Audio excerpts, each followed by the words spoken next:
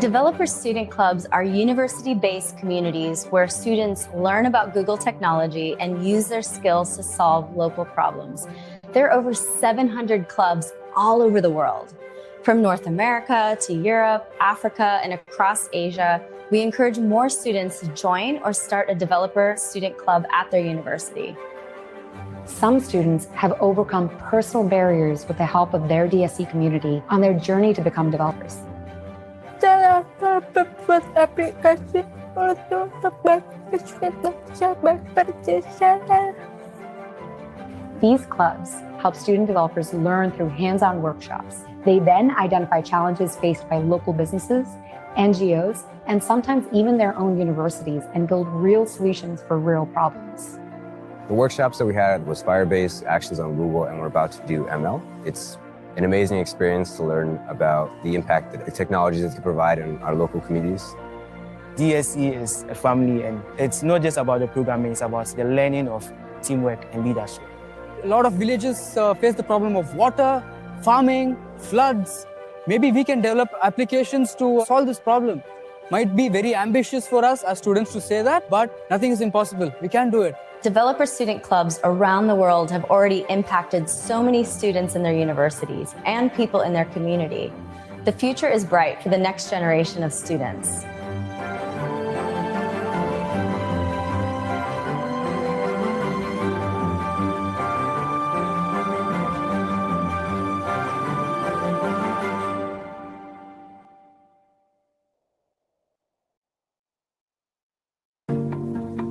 Google Developer Student Clubs train hundreds of thousands of university student developers globally while having fun getting to know other students at their school. Google selects students with strong leadership skills from across the globe once a year to start a club on their campus. These leads believe knowledge is power and that technology can do extraordinary things for the world. They take on the responsibility to help students learn and empower each other to solve real problems around them. Students can participate in the annual Solution Challenge by Google developers to solve for one of the United Nations Sustainable Development Goals. Join us in building a global community for students in technology.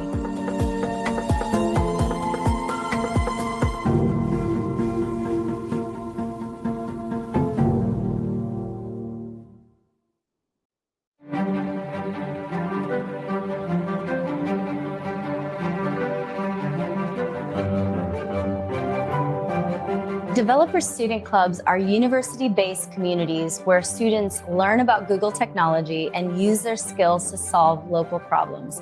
There are over 700 clubs all over the world.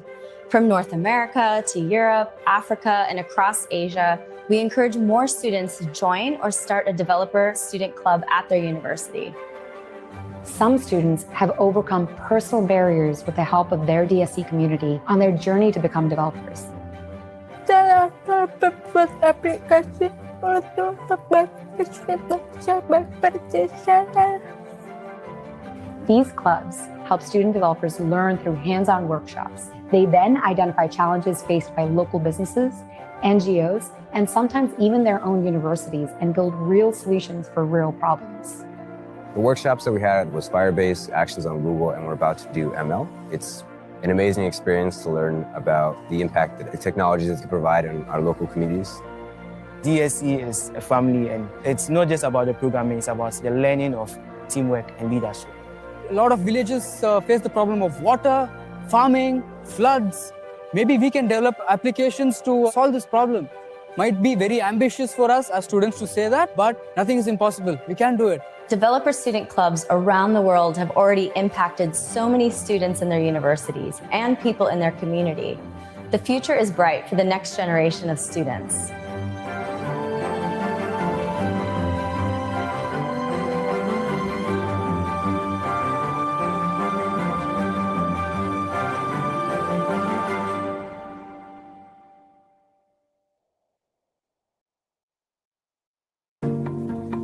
Google Developer Student Clubs train hundreds of thousands of university student developers globally while having fun getting to know other students at their school.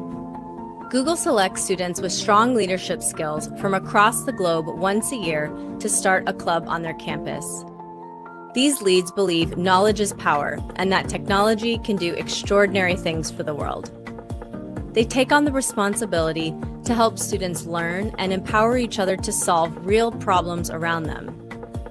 Students can participate in the annual Solution Challenge by Google developers to solve for one of the United Nations Sustainable Development Goals. Join us in building a global community for students in technology.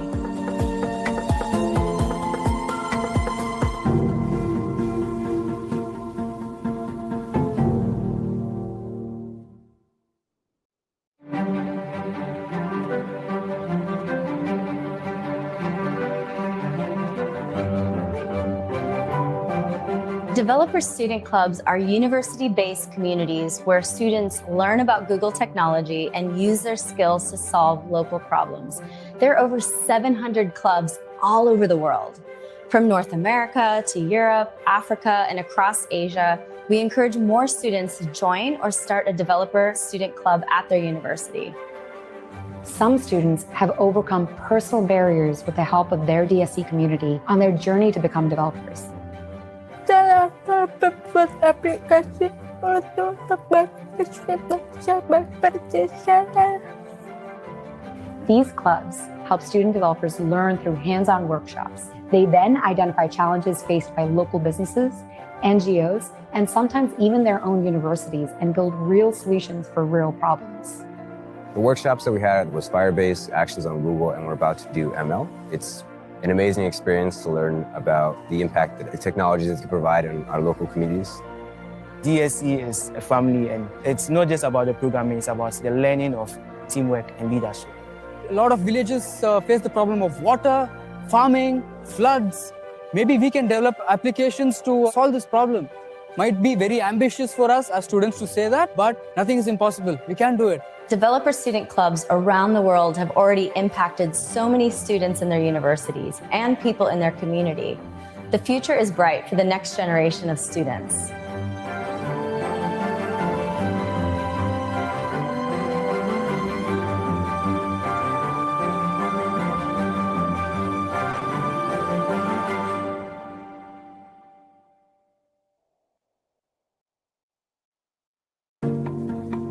Google Developer Student Clubs train hundreds of thousands of university student developers globally while having fun getting to know other students at their school. Google selects students with strong leadership skills from across the globe once a year to start a club on their campus. These leads believe knowledge is power and that technology can do extraordinary things for the world. They take on the responsibility to help students learn and empower each other to solve real problems around them. Students can participate in the annual Solution Challenge by Google developers to solve for one of the United Nations Sustainable Development Goals. Join us in building a global community for students in technology.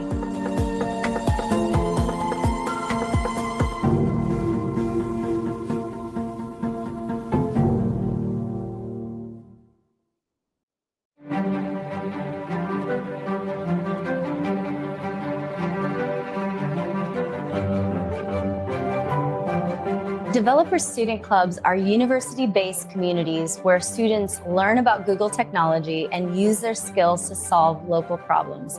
There are over 700 clubs all over the world.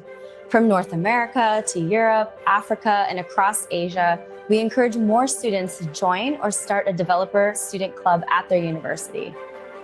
Some students have overcome personal barriers with the help of their DSE community on their journey to become developers. Cara berbuat aplikasi untuk berbagi perjalanan. These clubs help student developers learn through hands-on workshops. They then identify challenges faced by local businesses, NGOs, and sometimes even their own universities and build real solutions for real problems. The workshops that we had was Firebase, Actions on Google, and we're about to do ML. It's an amazing experience to learn about the impact that technologies can provide in our local communities. DSE is a family, and it's not just about the programming, it's about the learning of teamwork and leadership. A lot of villages face the problem of water, farming, floods. Maybe we can develop applications to solve this problem. Might be very ambitious for us as students to say that, but nothing is impossible. We can do it. Developer student clubs around the world have already impacted so many students in their universities and people in their community. The future is bright for the next generation of students.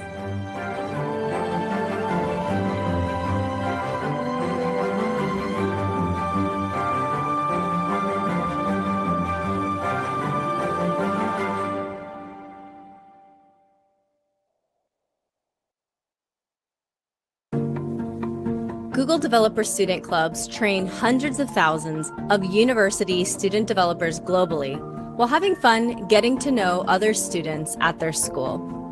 Google selects students with strong leadership skills from across the globe once a year to start a club on their campus. These leads believe knowledge is power and that technology can do extraordinary things for the world. They take on the responsibility to help students learn and empower each other to solve real problems around them. Students can participate in the annual Solution Challenge by Google developers to solve for one of the United Nations Sustainable Development Goals. Join us in building a global community for students in technology.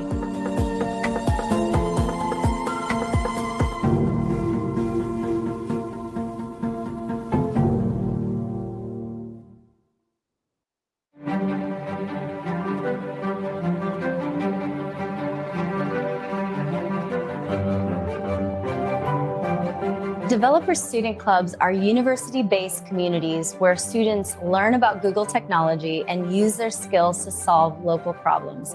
There are over 700 clubs all over the world. From North America to Europe, Africa, and across Asia, we encourage more students to join or start a developer student club at their university. Some students have overcome personal barriers with the help of their DSE community on their journey to become developers. Cara membuat aplikasi untuk berbagi bekerja. These clubs help student developers learn through hands-on workshops. They then identify challenges faced by local businesses, NGOs, and sometimes even their own universities and build real solutions for real problems. The workshops that we had was Firebase, Actions on Google, and we're about to do ML. It's an amazing experience to learn about the impact that technologies can provide in our local communities. DSE is a family, and it's not just about the programming, it's about the learning of teamwork and leadership. A lot of villages face the problem of water, farming, floods. Maybe we can develop applications to solve this problem. Might be very ambitious for us as students to say that, but nothing is impossible. We can do it. Developer student clubs around the world have already impacted so many students in their universities and people in their community. The future is bright for the next generation of students.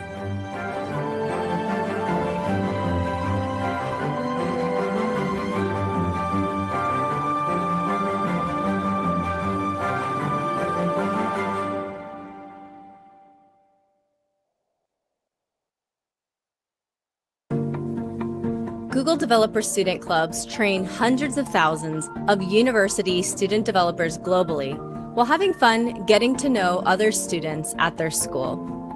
Google selects students with strong leadership skills from across the globe once a year to start a club on their campus. These leads believe knowledge is power and that technology can do extraordinary things for the world. They take on the responsibility to help students learn and empower each other to solve real problems around them. Students can participate in the annual Solution Challenge by Google developers to solve for one of the United Nations Sustainable Development Goals. Join us in building a global community for students in technology.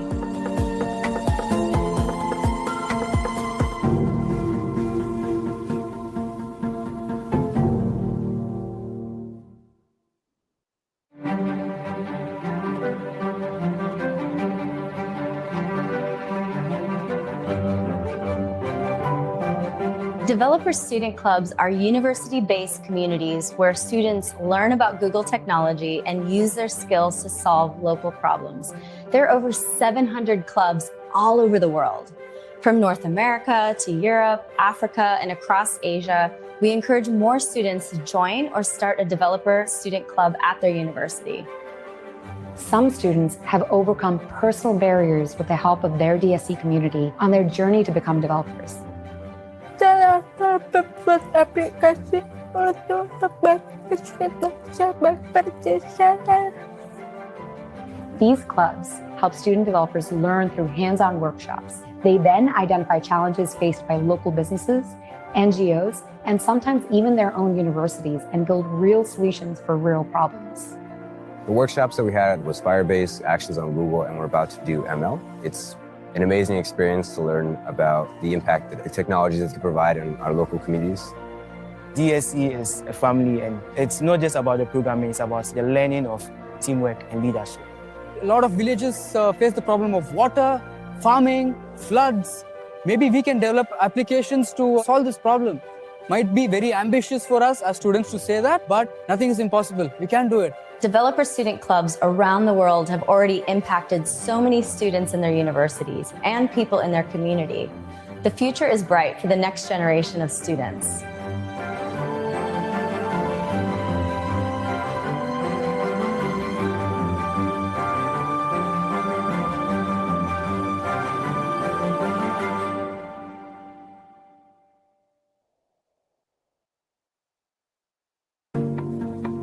Google Developer Student Clubs train hundreds of thousands of university student developers globally while having fun getting to know other students at their school. Google selects students with strong leadership skills from across the globe once a year to start a club on their campus. These leads believe knowledge is power and that technology can do extraordinary things for the world. They take on the responsibility to help students learn and empower each other to solve real problems around them. Students can participate in the annual Solution Challenge by Google developers to solve for one of the United Nations Sustainable Development Goals. Join us in building a global community for students in technology.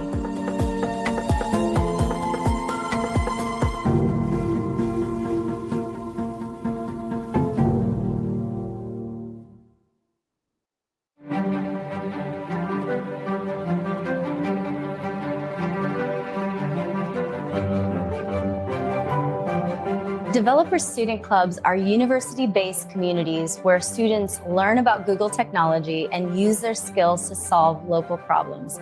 There are over 700 clubs all over the world. From North America to Europe, Africa, and across Asia, we encourage more students to join or start a developer student club at their university. Some students have overcome personal barriers with the help of their DSE community on their journey to become developers. Saya berbuat aplikasi untuk bekerja bekerja saya. These clubs help student developers learn through hands-on workshops. They then identify challenges faced by local businesses, NGOs, and sometimes even their own universities and build real solutions for real problems. The workshops that we had was Firebase, Actions on Google, and we're about to do ML. It's an amazing experience to learn about the impact that the technologies that can provide in our local communities. DSE is a family, and it's not just about the programming, it's about the learning of teamwork and leadership. A lot of villages face the problem of water, farming, floods. Maybe we can develop applications to solve this problem. Might be very ambitious for us as students to say that, but nothing is impossible. We can do it. Developer student clubs around the world have already impacted so many students in their universities and people in their community. The future is bright for the next generation of students.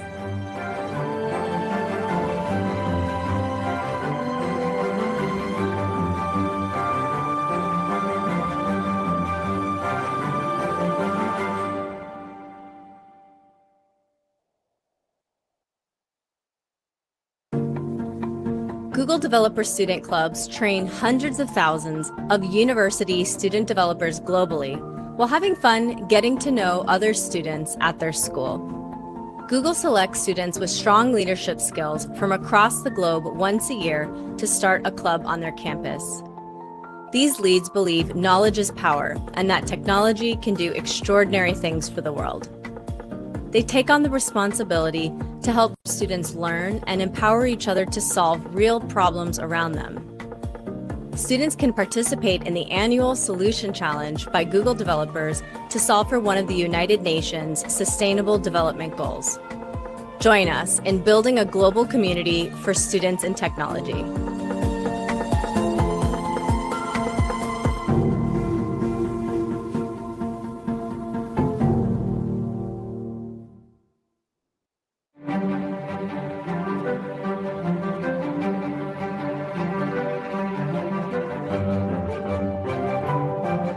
Developer student clubs are university-based communities where students learn about Google technology and use their skills to solve local problems.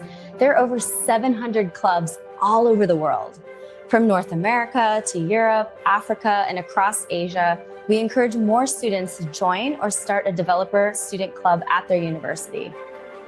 Some students have overcome personal barriers with the help of their DSE community on their journey to become developers. Cara berbuat aplikasi untuk bekerja bekerja sana. These clubs help student developers learn through hands-on workshops. They then identify challenges faced by local businesses, NGOs, and sometimes even their own universities and build real solutions for real problems. The workshops that we had was Firebase, Actions on Google, and we're about to do ML. It's an amazing experience to learn about the impact that the technologies can provide in our local communities. DSE is a family, and it's not just about the programming, it's about the learning of teamwork and leadership. A lot of villages face the problem of water, farming, floods.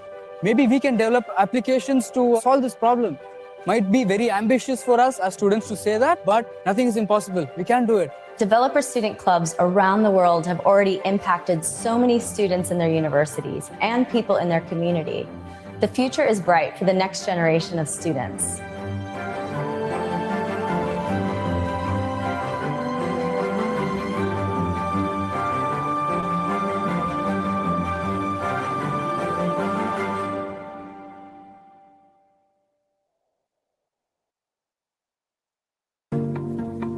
Google Developer Student Clubs train hundreds of thousands of university student developers globally while having fun getting to know other students at their school. Google selects students with strong leadership skills from across the globe once a year to start a club on their campus. These leads believe knowledge is power and that technology can do extraordinary things for the world. They take on the responsibility to help students learn and empower each other to solve real problems around them. Students can participate in the annual Solution Challenge by Google developers to solve for one of the United Nations Sustainable Development Goals. Join us in building a global community for students in technology.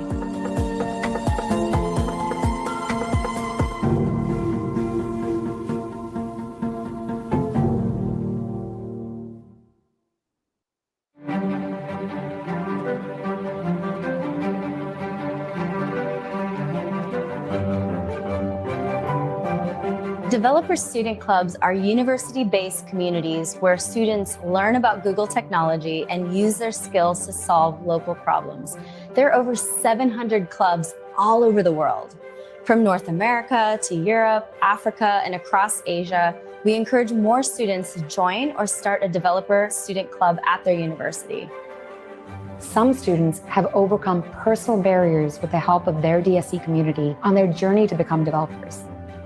Cara berbuat aplikasi untuk bekerja bekerja sana.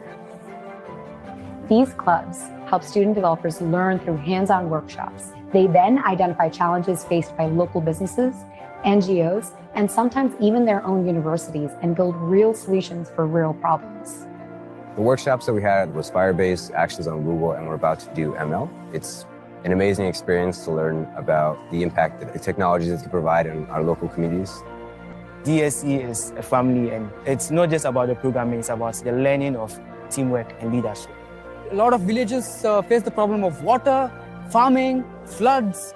Maybe we can develop applications to solve this problem. Might be very ambitious for us as students to say that, but nothing is impossible. We can do it. Developer student clubs around the world have already impacted so many students in their universities and people in their community. The future is bright for the next generation of students.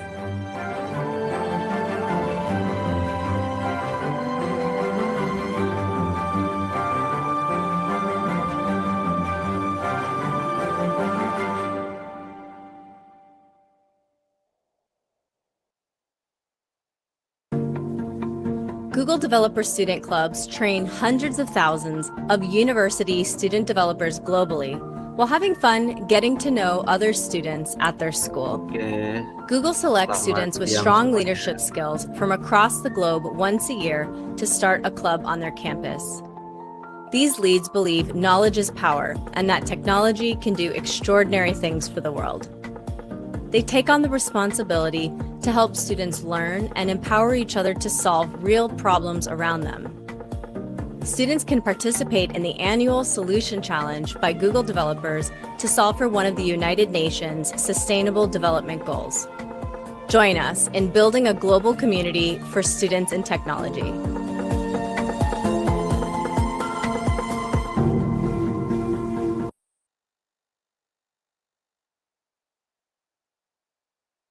oke. Selamat siang semuanya. Oke, pertama-tama mungkin saya ngenalin diri dulu ya. Oke, sebelumnya perkenalkan, nama saya Taufik Mulyawan. Saya merupakan mahasiswa Universitas Mercu Buana. Oke, mungkin langsung ke ini ya, materinya mungkin ya.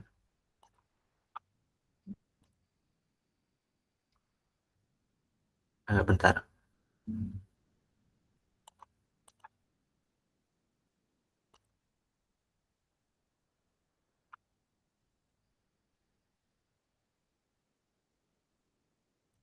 Nah, jadi di materi ini kita bakal banyak ini ya, bakal banyak praktek mungkin. Tapi prakteknya nggak semuanya gitu. Maksudnya karena kita terbatas juga resource-nya nih.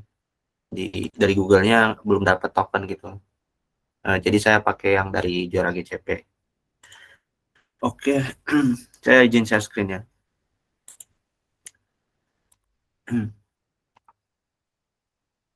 Bentar. Saya stop dulu mungkin.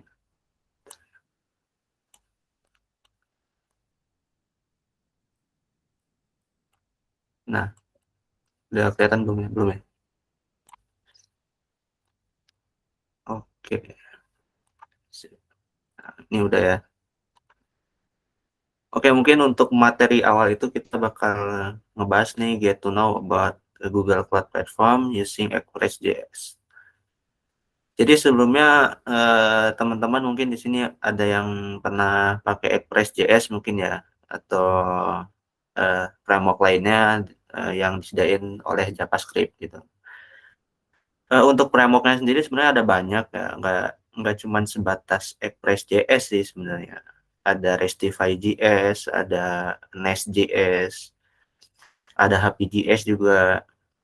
Jadi JavaScript ini bisa dibilang kita bisa multi sih sebenarnya. Kayak misalkan JavaScript bisa dipakai buat backend, bisa buat frontend bisa, bahkan sekarang kalau buat ML bisa ya, walaupun lebih stabilnya sih pakai Python ya. Nah, jadi kenapa Express.js gitu? Ya karena saya sendiri pakai Express.js ya, pengguna Express.js gitu.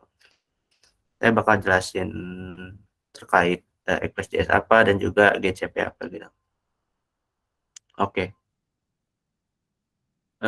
Mungkin teman-teman developer di sini juga ada yang pernah dengar Express.js. Oke, pertama bakal saya ngenalin diri dulu nih. Saya merupakan mahasiswa Universitas Mercu Buana dan juga beberapa pengalaman yang sudah saya tempuh khususnya sebagai backend developer.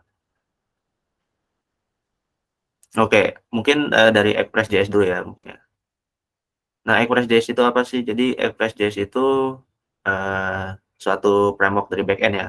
Jadi si backend ini dia punya punya framework yang namanya Express.js. Nah, Express.js itu jadi kayak misalkan gini nih, kita ngoding ya gitu ya.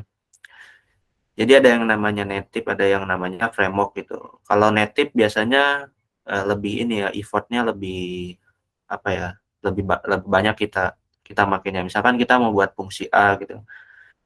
Kalau di framework biasa udah ada modelnya sendiri ya, MVC. Cuman berbeda dengan Express.js. Kalau Express.js itu dia emang apa ya, kita fleksibel gitu.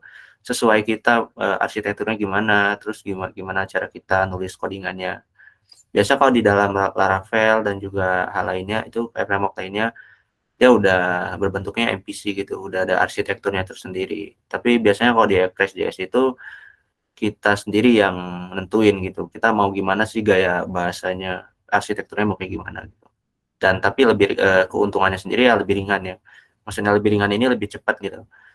Terus misalnya kita ngebuat nih sistem ya, sistem yang dari Express.js nih, itu biasanya lebih cepat dibandingkan menggunakan kayak framework Laravel. Walaupun si Laravel ini sebenarnya ada solusi sih dari permasalahan tersebut, ada solusi. Apa solusinya? Solusinya sendiri sebenarnya di Laravel sendiri bisa ngegunain misalkan Laravel.js ya. Laravel itu semacam kayak merging dari Laravel sama Vue.js. Tapi kan ada kaitannya sama JS sendiri ya, Vue.js ya. Nah, itu terbantunya bisa sama Vue.js. Terus ada lagi yang namanya Liveware.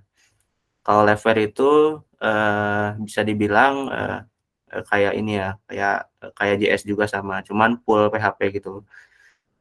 Tapi dari satu sisi juga banyak kekurangannya. Kenapa? Karena dari penulisan code juga dan juga arsitekturnya juga.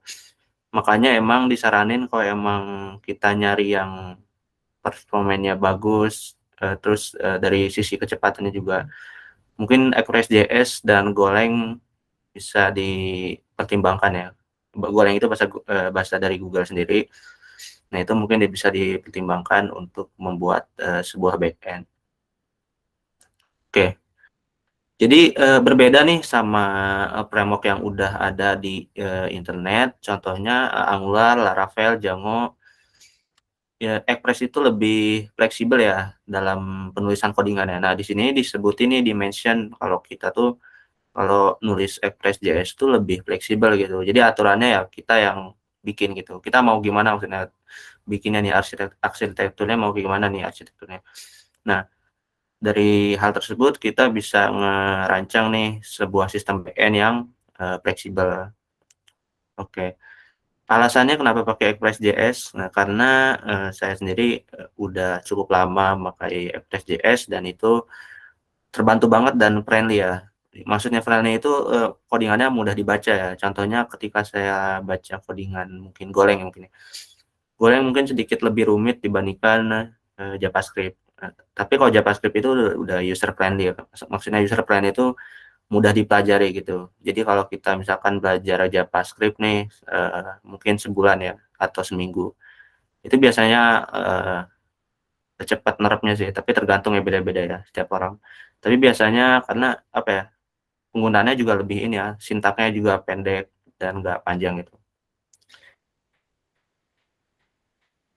Oke, dari Express.js sendiri itu udah apa ya? Udah mendapatkan sekitar 30.600 ya. Mungkin ini bukan yang latest ya, bukan yang update, tapi update terakhir dari GitHub sekitar 30.600 gitu. Cuman mungkin sekarang bisa aja naik, bisa aja turun ya, tergantung. Nah, ini updatean terakhir yang mungkin saya capture dari sebuah website. Nah, ada pros dan cons-nya masing-masing nih dari tiap bahasa. Nah, tadi kan kita udah ngejelasin tuh kalau si Express ini tuh dia tidak seperti framework lain, dia tuh lebih fleksibel. Kenapa? Karena kita bisa ini ya, bisa nentuin arsitektur yang mau kita pakai gimana gitu. Oke. Dan masalah arsitektur misalkan kalau teman-teman pernah nih dengar yang microservice, monolith. Nah, kalau si Express ini lebih seringnya ke microservice. Jadi kita cukup bikin backend-nya aja nih. Nah, nanti dari sisi front end, dari sisi mobile tinggal konsum aja. Berbeda dengan Laravel misalkan, kebanyakan mungkin Laravel, pakainya emang yang langsung full stack gitu ya. Full stack tuh emang kita, parsing datanya langsung di dalam Laravelnya, nggak ngegunain apa, nggak bikin endpoint dari backend-nya, maksudnya nggak bikin, kayak tiap-tiap endpoint-nya gitu, microservice ya, entar di-parsing data enggak. Kita langsung parsing datanya biasa kan di Laravel kan.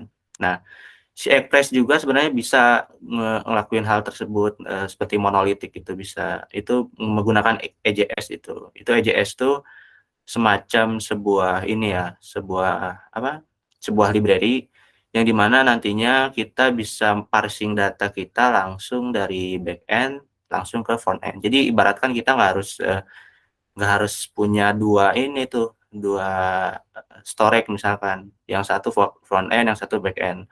Kalau pengen kita bikinnya gabung gitu ya, antara back end sama front end, ya udah kita satuin gitu, karena kita projectnya skala kecil, ibaratkan gitu ya. Nah, kita bisa pakai EJS itu buat templating ya, templating engine ya, itu buat bisa pakai EJS. Oke, untuk pros-nya sendiri, si Express ini dia, powerful routed API ya. Jadi sebenarnya si Express sendiri udah nyediain tuh dari API-nya sendiri, tiap-tiap metodenya udah ada, kita tinggal gunain tuh, tinggal pakai. Oke, yang kedua itu komunitasnya itu besar ya. Kenapa besar? Karena bisa dilihat sendiri ya dari GitHub Start-nya juga itu udah ada 30.000 lebih ya. Nah, dari sini nih kita bisa menyimpulkan kalau emang, si Express.js tuh emang banyak nih komunitasnya gede nih. Nah, keuntungannya kalau komunitasnya gede apa? Contohnya ketika kita ada codingan nih stuck nih, kita bisa nanya tuh ke komunitas tersebut gitu, kalau kita tuh, pernah apa, stuck gitu. Itu yang pertama. Terus yang kedua, keuntungannya kita, komunitasnya besar itu, relasi. Maksudnya relasi di sini tuh ketika kita ingin mendapatkan teman developer, mungkin lebih mudah ya, yang menggunakan Express.js mungkin. Mungkin banyak nih yang teman-teman di sini juga yang apa, gunain Express.js gitu. Oke, yang ketiga itu support many third-party plugin ya. Jadi, third-party itu kan ibaratkan kita nggunain ini ya, nggunain sistem yang punya orang, terus kita integrasi nih ke di punya kita gitu. Nah, itu di Express.js sendiri udah apa ya, udah banyak nih support pluginnya. Contohnya apa? Contohnya kalau dari sisi backend mungkin kayak PDF ini ya. Kita bisa parsing data langsung export to BTF. Terus kita bisa parsing data export to Excel. Nah, itu kan itu dari sisi backend kan. Nah, itu dari pluginnya sendiri atau third party-nya udah banyak yang support. Oke, yang keempat ini ada has detailed documentation. Jadi, dokumentasinya sendiri itu di Express.js cukup lengkap ya. Cuman kalau teman-teman mau apa, mau pakai JS cuman gaya arsitekturnya seperti Laravel misal ya ini ya. Teman-teman bisa pakai Nest.js mungkin ya, itu bisa dipertimbangkan. Itu Nest.js sama aja kayak framework JS, cuman, Nest.js itu apa ya, ya intinya lebih enak sih. Kita apa, lebih dikasih kayak kemudahan kalau Nest.js mungkin ya. Tapi, kalau Express.js juga mudah sebenarnya. Cuman Express.js ini bisa dibilang fleksibel ya. Contohnya kayak kita pengennya nggak disediain sama mereka, kita pengen bikin sendiri gitu. Itu Express.js cocok buat kita yang pengen, bikin, arsitektur sendiri misal ataupun arsitektur yang mau kita tentuin misalkan. Oke, yang kelima ini ada very simple and fast ya. Jadi, bisa dibilang Express.js ini emang apa ya, terbilang mudah sih dibandingkan mungkin backend yang lain mungkin ya, kalau menurut saya sendiri. Bisa dibilang lebih cepat dan juga lebih mudah gitu, untuk tahap development-nya. Nah, terus untuk yang keenam ini demand manual robotic incentive task. Nah, jadi, gini nih, kalau si Express.js tuh bisa dibilang apa ya, ya kayak kayak tadi tuh, kayak misalkan kita dari segi arsitektur dulu nih kita ngomongin. Nah, itu kan kalau Express.js itu, ini ya, nggak langsung ada MVC-nya gitu. Mau mau nggak mau kita emang kalau mau MVC kita bikin sendiri tuh. Nggak bisa kita, nggak bisa kita kayak Laravel gitu. Misalkan Laravel itu kan Laravel new apa gitu. Langsung otomatis tuh kebuat MVC-nya, model, view, controller itu udah otomatis bisa kita gunain gitu. Kalau si Express ini kita harus bikin sendiri nih secara, manual gitu. Nah, yang ke-6 juga sama itu. Oke, kita bakal ngomongin data stream nih di sini. Jadi data stream itu apa sih? Jadi gini, semisal kita punya sebuah data ya, sebuah data apa aja misalkan ya. Contohnya saya bakal sebut data tersebut ada di MySQL misalkan. Nah, data-data tersebut saya pengen nih data tersebut tuh kayak misal dipindahin ke suatu DBMS lain, misalkan BigQuery kita ambil contohnya. Nah, itu bisa pakai data stream. Data stream itu gimana sih caranya? Nah, jadi gini, si MySQL untuk konversi data sebenarnya kan kita nggak bisa langsung ya. Contohnya gini, contohnya saya ekspor data nih dari MySQL, terus saya pindahin ke BigQuery. Itu kita nggak bisa langsung ekspor, terus ya udah impor gitu, kan nggak bisa kan. Otomatis bakal terjadi gagal yang namanya kegagalan gitu ya. Nah, kenapa nggak bisa? Karena beda, apa ya, beda DBMS, beda juga strukturnya kan. Nah, gimana cara kita nyamain struktur, data dari MySQL ke BigQuery? Menggunakan data stream, oke. Jadi sebenarnya di data stream ini tuh kayak misal kita, apa ya, replicate data gitu. Replicate data itu contohnya gimana? Replicate data itu misalkan kita punya sebuah data di MySQL, kita jadiin data tersebut tuh, bisa terbaca ke BigQuery gitu. Contohnya pakai approve. Approve itu apa? Oke. Approve itu semacam sebuah apa ya, sebuah struktur struktur data yang dimana nantinya untuk processing datanya tersebut kita melalui tahapan approve. Jadi dari MySQL nanti masuk ke approve, dari approve nanti masuk ke BigQuery gitu. Nah, jadi kita nggak langsung masuk ke BigQuery secara direct tuh. Kita ada beberapa tahapan yang dimana kita menggunakan approve sebagai konversi dari data data kita yang mau kita konversi gitu.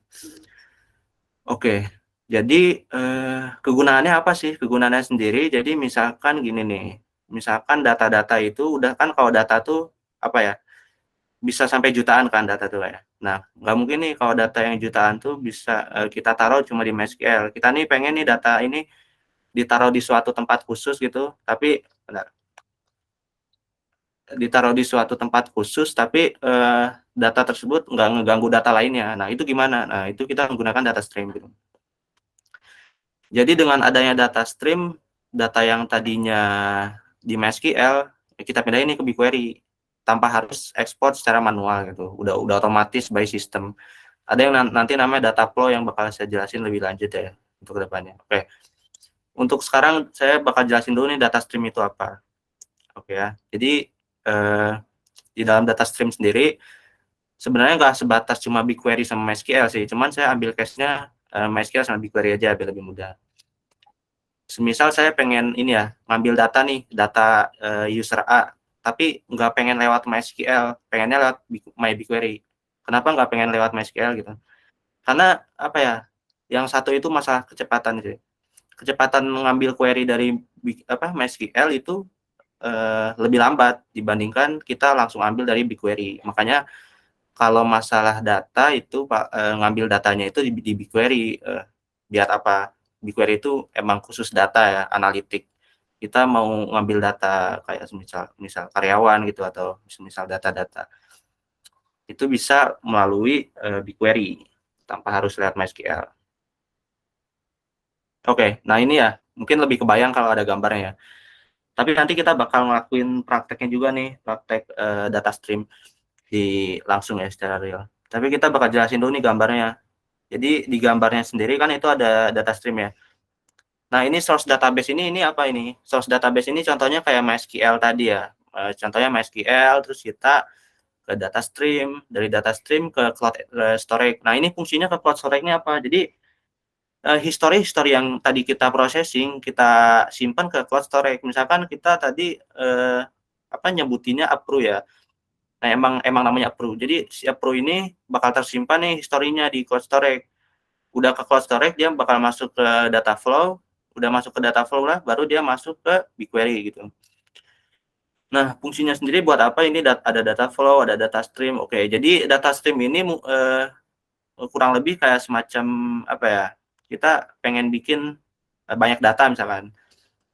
Data-data yang kita ambil tuh kan di MySQL, terus kita prosesnya di data flow. Jadi si data flow ini bisa dibilang cuma satu juga bisa sebenarnya si data flow.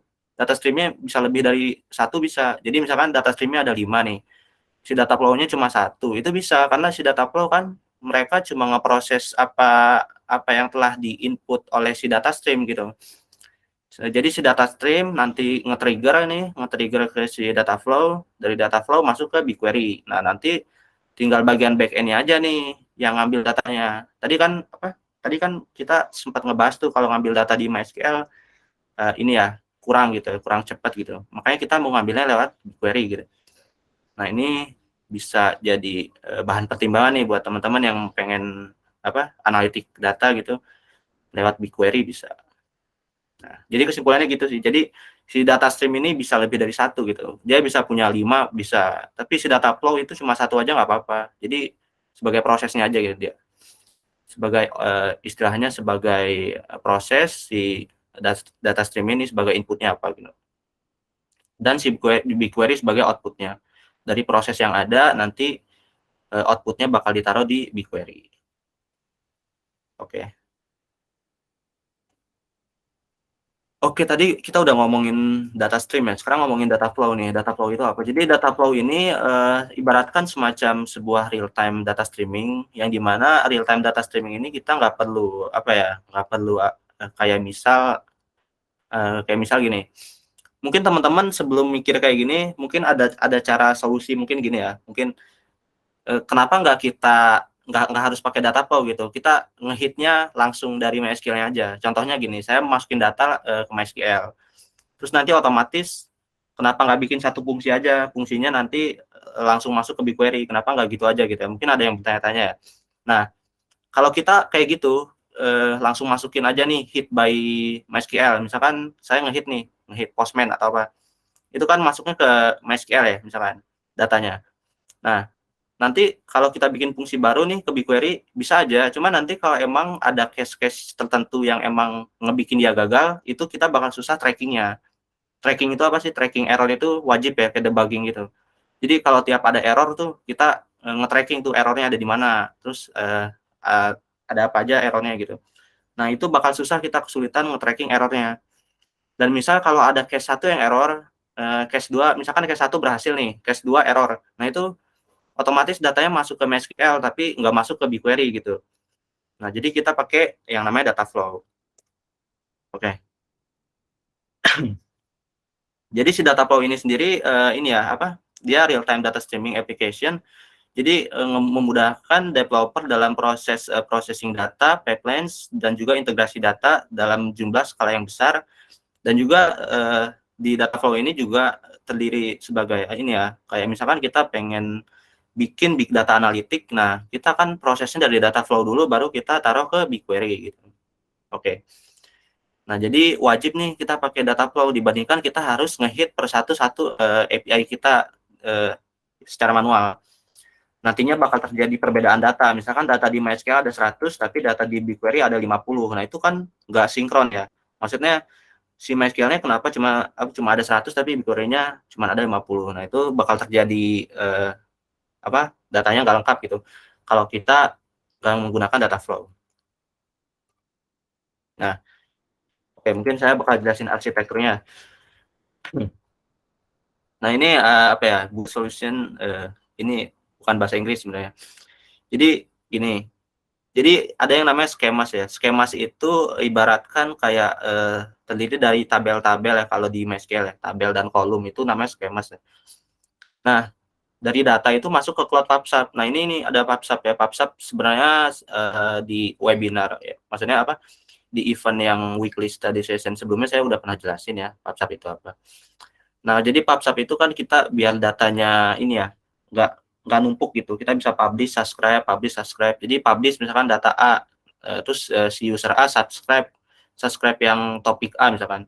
Otomatis datanya tadi bakal terkirim ke suatu path yang kita tuju gitu. Misalkan path yang kita tuju itu Cloud Data Flow. Nanti dari Cloud Data Flow masuk ke BigQuery gitu. Oke, yang pertama dulu ya mungkin ya, dari MySQL database kita terdiri ada dua proses di sini, ada yang data, ada yang schemas.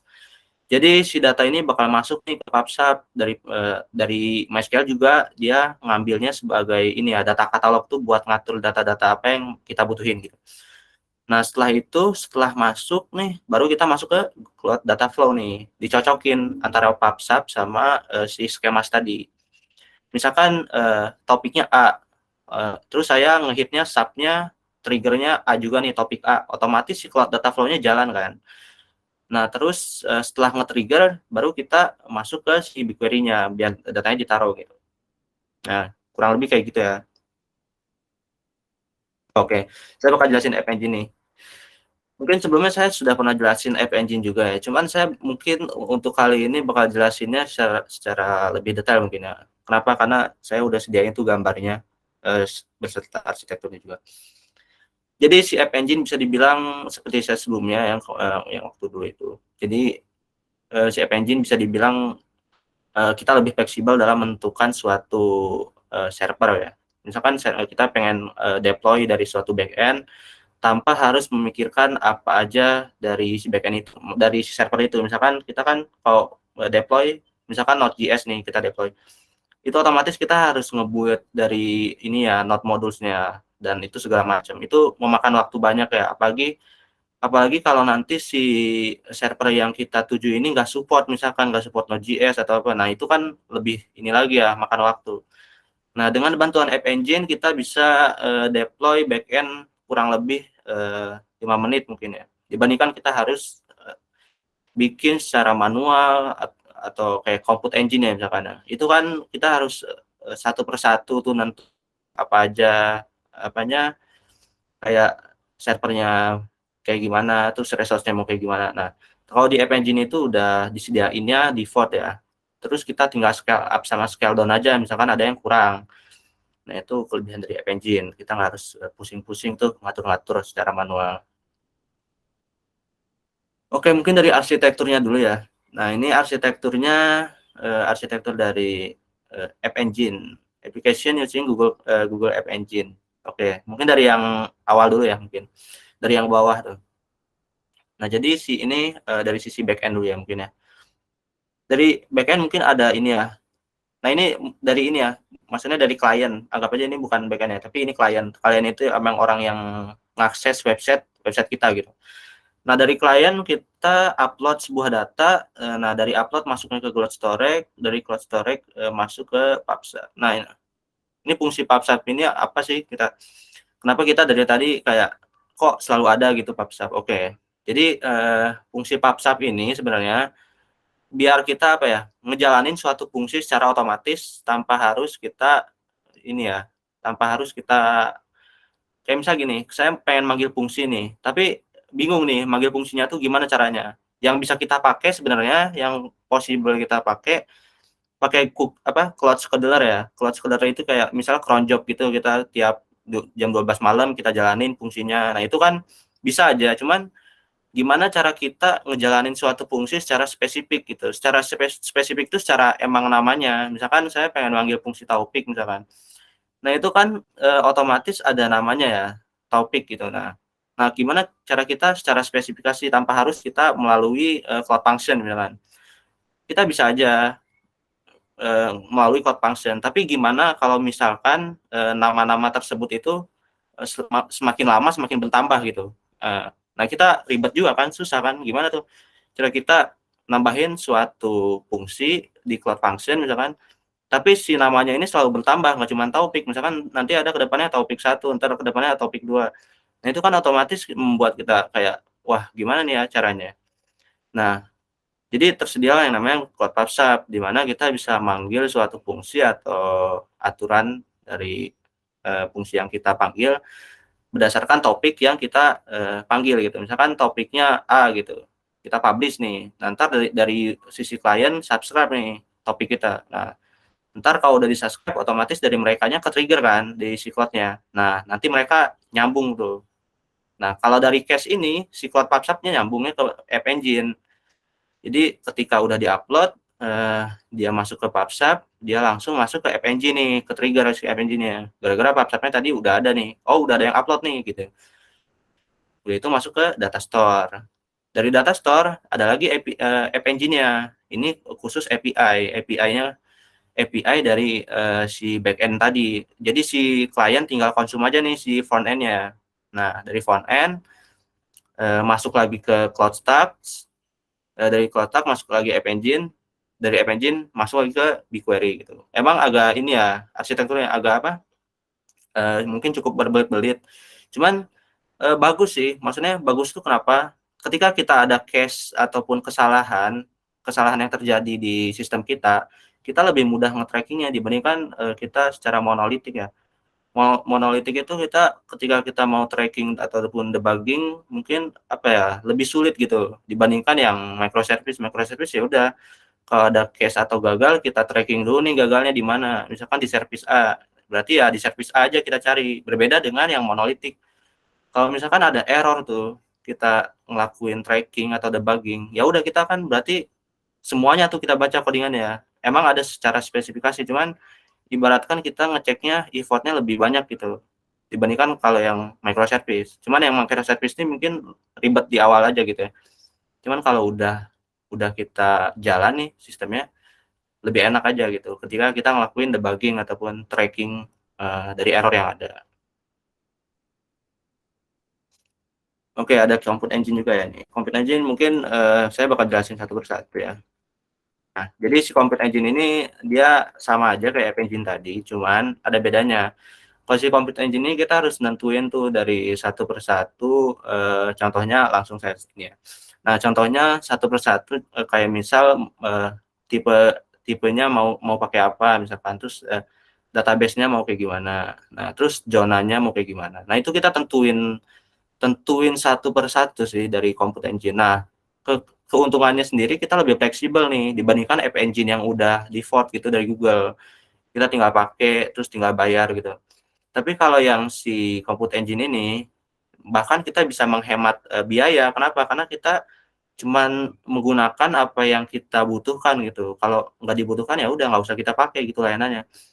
Nah, ini mungkin dari segi biaya juga apa ya lebih hemat ya dibandingkan kita App Engine tadi yang dimana kita harus nentuin dari apa dari layanan yang mau kita pakai gitu. Nah, contohnya sendiri apa yang pakai Compute Engine sih. Contohnya ada legacy monolith apps, website, database, container, dan juga window apps.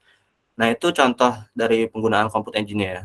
Nah, jadi selain hemat biaya, tapi ada lagi tuh mungkin kekurangannya. Kayak waktu kita buat ngatur semua hal ini, itu kan perlu waktu ya. Kita nggak bisa tuh kayak misal core-nya berapa, memorinya ini, nanti kan jadi nggak seimbang ya. Nah, nanti ngaruh juga ke performa dari servernya kalau kayak gitu. Makanya itu yang perlu dipertimbangkan. Kita emang harus benar-benar manual tuh dibandingkan si App Engine yang udah nyediain scalable dari App Engine dari server yang mau kita pakai. Kita nggak harus susah-susah gitu kayak mikirin wah ini ntar sistemnya bakal stabil atau enggak gitu. Nah, tapi masalahnya di biaya kalau yang App Engine ya. Kalau yang Compute Engine itu biayanya cukup terbantu ya, lebih hemat. Oke, IAM ya. Mungkin langsung aja kalau IAM ya. Ini sebelumnya sebenarnya udah pernah saya jelasin ya, cuman beda gambar aja ya. Cuman ya udahlah nggak apa-apa. Nah, jadi si project ini ini ya. Jadi si IAM ini bisa dibilang kita kayak nentuin suatu organisasi ataupun dari project yang ada. Misalkan project 1 cuma bisa ditentuin oleh si back end, project 2 cuma bisa diakses oleh si front end, project 3 cuma boleh diakses oleh si mobile app. Nah, organisasi-organisasi ini sebenarnya cukup penting dan sangat krusial ya. Kenapa? Karena ini berhubungannya sama data. Kalau kita ngomongin soal data, pasti data-data yang kita simpan nggak mau kan data-data kita dibaca oleh orang yang emang nggak bersangkutan gitu. Contohnya, ketika klien mengakses sistem kita nih, kita harus gimana? Nggak mungkin kita nolak kan. Nah, nanti itu ada yang namanya service account. Jadi service account itu kita cukup ngasih key dari si service account-nya. Nanti si klien bisa langsung ngecek service account-nya tanpa harus mengakses akun kita. Nah, jadi data-data ini sebenarnya jangan dikasih ke klien ataupun ke orang yang nggak bersangkutan ya. Contohnya apa ya? Contohnya dalam satu tim aja gitu kita misalkan front end mau lihat data dari back end sebenarnya nggak ini ya, nggak bisa ya. Kenapa? Karena yang bisa dilihat itu cukup endpoint-nya aja. Endpoint dari tiap ini tuh apa gitu, nggak perlu sampai lihat ke codingannya atau apa. Karena apa?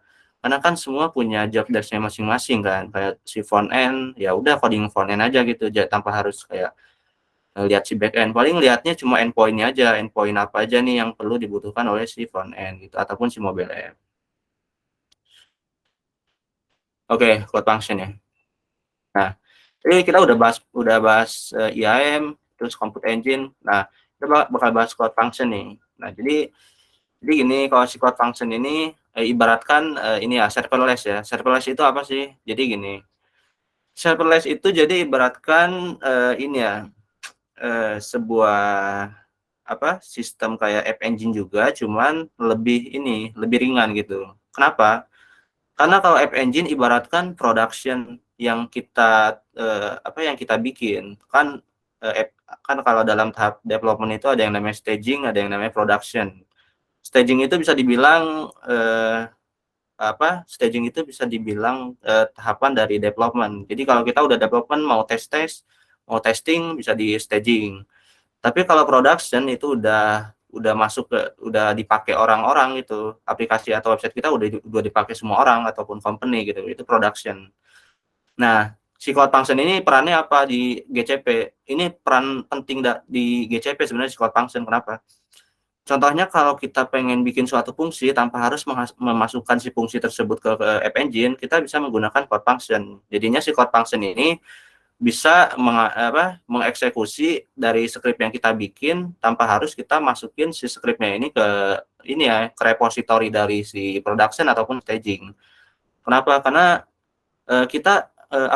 kalau kita masukin misalkan script ke si production ataupun staging, gimana kalau misalkan kita mau melakukan ini ya scheduler gitu ya. Scheduler itu kayak misal kita pengen nih setiap jam 12 malam jalan gitu. Sebenarnya bisa di production ataupun staging, tapi kita nggak mau kan mengganggu dari si repository production dan staging. Kita bakal ngelakuin best praktiknya apa gitu. Ya udah berarti best praktiknya itu kita bikin cloud function yang dimana si cloud functionnya ini bakal terus jalan setiap jam 12 malam ataupun kita bikin si cloud function-nya ini nge-trigger si PubSub gitu. Nah, tergantung case yang kita pakai juga sebenarnya. Kita case-nya kayak gimana dulu nih. Kita mau pakai case yang kayak gimana? Ya udah, kita taruh aja di cloud function. Nanti masalah trigger atau enggak, yaitu urusan maksudnya nantilah. Tergantung case yang kita pakai. Misalnya kalau kita case-nya emang urgent setiap jam 12 malam nih harus fungsinya jalan. Ya udah, berarti kita trigger-nya via HTTP dan HTTPS gitu. Itu ada dua fungsi ya sebenarnya, ada dua versi. Kalau yang HTTP itu biasanya cuma sampai 9 menit, kalau yang HTTPS itu bisa sampai 30 menit lebih malah. Nah, itu keuntungannya. Oke, jadi itu sih kalau benefit dari cloud function. Tapi nanti ini kita bentar lagi ada sesi ini ya, kayak lab gitu. Sambil sekalian saya jelasin strukturnya gimana. Oke, ini ada cloud scheduler nih. Cloud scheduler ini fungsinya apa sih? Tadi saya udah sempat jelasin ya cloud scheduler itu apa. Jadi cloud scheduler itu fungsinya sendiri buat nge-trigger dari setiap fungsi yang kita bikin setiap beberapa menit. Ini contohnya di case ini sih 15 menit ya. Nge-triggernya ke PubSub. Jadi si PubSub otomatis misalkan si PubSubnya topiknya A misalkan atau topiknya topik aja. Atau topiknya aja misalkan. Nah, topik A misalkan si cloud scheduler nih nge-trigger ke si cloud PubSub. Otomatis di cloud PubSub udah masuk ke publish kan. Nah, dari si cloud PubSub ini udah masuk ke publish, dia masuk lagi ke subscribe gitu. Tiap 15 menit. Nah, kalau udah masuk subscribe, dia langsung masuk tuh cloud function. Cloud function itu apa sih? Cloud function itu yang tadi udah saya jelasin gitu. Dia fungsinya biar fungsi yang kita jalanin itu bisa jalan gitu tanpa harus menggunakan dari App Engine ataupun Compute Engine. Bisa dibilang serverless ya, cuma menggunakan beberapa komponen doang. Nah, udah itu baru dia masuk ke cloud storage gitu. Nah, emang lumayan agak ribet ya kalau ngomongin arsitektur gini tanpa harus emang praktek gitu. Tapi mungkin kedepannya ketika kalau saya udah dapat token dari Google, mungkin saya bisa lebih menjelajahi lebih dalam ya Karena kemarin belum di-ACC itu token dari Google ada. Mungkin kedepannya kalau next event saya bakal lebih lanjut ngejelasin lab code-nya menggunakan token yang udah diberikan Google. Karena kalau sekarang belum di-ACC gitu. Oke, ini cloud scheduler ya. Oke, cloud scheduler itu apa sih? Jadi gini, cloud scheduler itu yang tadi itu ya. Contohnya kayak cron job tuh kita mau jalanin suatu fungsi setiap 15 jam atau setiap jam 12 malam atau setiap 1 jam sekali. Nah, itu bisa pakai cloud scheduler gitu. Tanpa harus kita memikirkan gimana tanpa kita harus memikirkan kayak misal kita kalau secara manual gitu itu kan otomatis kita capek ya. Masa secara manual gitu setiap jam 12 malam kita bangun terus kayak ngehit postman gitu. Kan kayak nggak ini ya, nggak apa bakal nggak efisien juga dan capek. Masa kita setiap jam 12 malam kita bangun buat cuma ngehit si postman doang, satu postman. Nah, makanya disediain cloud scheduler buat ngejalanin suatu fungsi gitu yang nantinya secara otomatis tanpa harus menunggu satu sama lain gitu. Oke. Nah tadi saya sempat singgung juga tuh kayak misal scheduler itu kan banyak ya. Apa maksudnya nge-triggernya nggak cuma di Cloud Function doang, tapi bisa di PubSub. Contohnya nih, kalau kita di Cloud Function itu otomatis kita langsung memanggil fungsi tersebut kan tanpa adanya autentikasi. Sedangkan autentikasi itu diperlukan ketika kita ingin ketika kita ingin membuat sebuah fungsi yang dimana fungsi tersebut kita nggak pengen ada ada orang yang mengakses fungsi tersebut selain kita ataupun selain yang punya hak akses. Nah, kalau kita menggunakan cara seperti ini, kita tanpa adanya autentikasi, ini bakal terjadi yang namanya bakal terjadi kalau misal ada misdata gitu. Misdata itu kalau misal data yang seharusnya nggak kita panggil nih, tapi ada orang yang iseng gitu ngebuka fungsi kita dan juga dia ngehit terus-terusan nih, otomatis ngaruhnya kan ke kita juga nih. Contohnya saya ada server nih, ambil aja App Engine. Nah, jadi si Cloud Function ini dia ada server nih, di si Cloud Function ini ada sebuah script. Nah, tapi scriptnya itu tiap jam 12 malam. Tapi ada salah satu teman saya yang iseng gitu ya, yang emang mungkin kesal juga sama saya mungkin ya. Nah, dia nyoba tuh ngehit via Postman berkali-kali.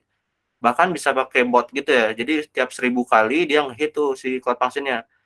Otomatis berarti resource di App Engine saya bakal naik dong tiap malam. Nah, itu yang bakal terjadinya bakal terjadinya sistem kita bakal rusak, terjadi hal yang tidak diinginkan intinya. Nah, jadi itu pentingnya autentikasi. Jadi kita harus membatasi setiap fungsi ataupun setiap pemanggilan fungsi kita harus pakai namanya autentikasi. Mau itu kita ke teman dekat misalkan ya, ataupun teman kerja misalkan. Kita jangan sepenuhnya percaya. Kita harus bisa masang autentikasi karena untuk menghindari hal-hal yang tadi yang tidak ingin terjadi diinginkan gitu.